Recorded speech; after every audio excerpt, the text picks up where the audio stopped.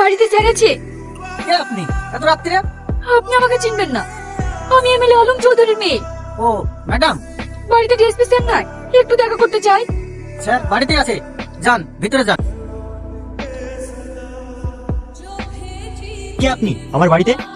Sir, আপনি আমার স্বামীকে বাঁচান। আপনি কি বলছেন আমি তো কিছুই বুঝতে পারছি না। আমার স্বামীকে সাহেবনগর থানায় দাঁড় বাবুটা খুব মেরেছে, ও বাঁচবে কিনা। আপনার স্বামীর নাম কি? আমার স্বামীর নাম শাহিদ। শাহিন? সে তো আমার বন্ধু, আমরা একসঙ্গে পড়াশোনা করেছি। চলুন তো গিয়ে দেখি।